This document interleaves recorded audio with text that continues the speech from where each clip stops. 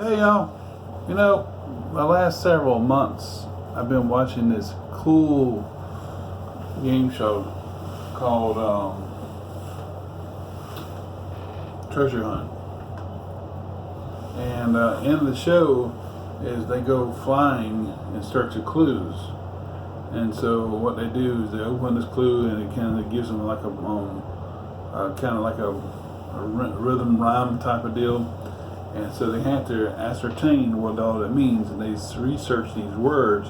You got all these dictionaries, all these little photo books and things like that on the shelf.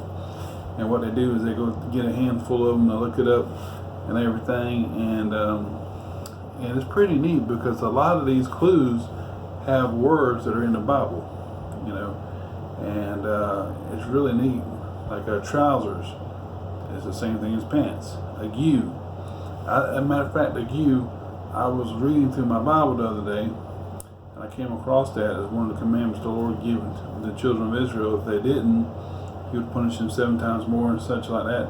And one of those plagues would be the ague, which is a cold type of shivering. It's like when you get a fever, you shiver and stuff like that. That's ague. Now, 30 or 40 minutes later, I'm watching Treasure Hunt, and and the fella there, whenever the Annika Rice solved the clue on the, there was like a Annika Rice from 1982 to 1988. Then from 88 to 89 was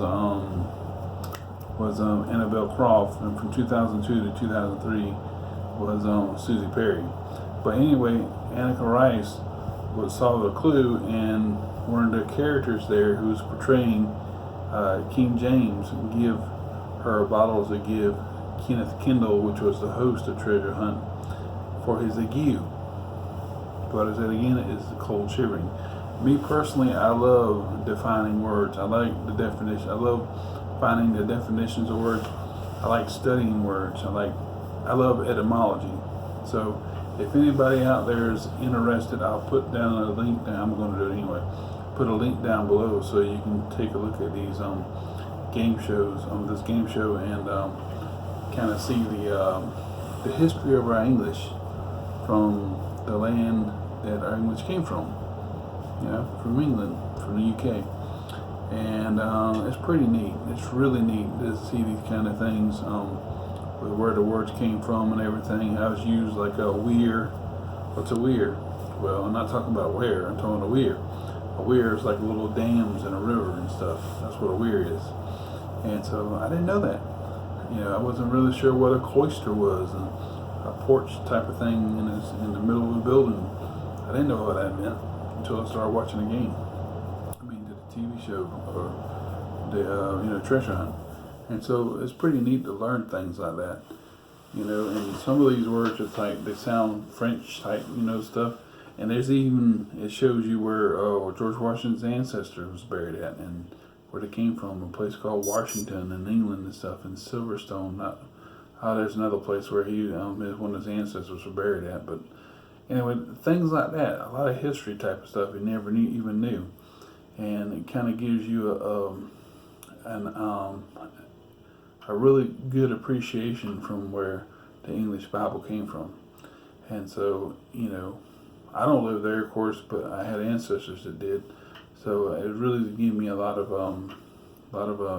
appreciation for my Bible and for the Word of God in general. My Bible.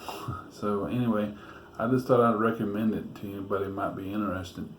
So take a look for yourself. And like I said, I'll be putting a link down there, a playlist, and in case you want to watch it. And it's really a good thing to have, a good resource to learn more and more about the Word of God, and to know what a word means and stuff, and different words for the same thing and all that and the other. Whether it's French origin or English, Anglo origin, or Irish origin, or whatever. It's pretty neat. So there you go, and hope you enjoy it. And so just thought I'd fill you in on that. It's good for your research. Take care and God bless.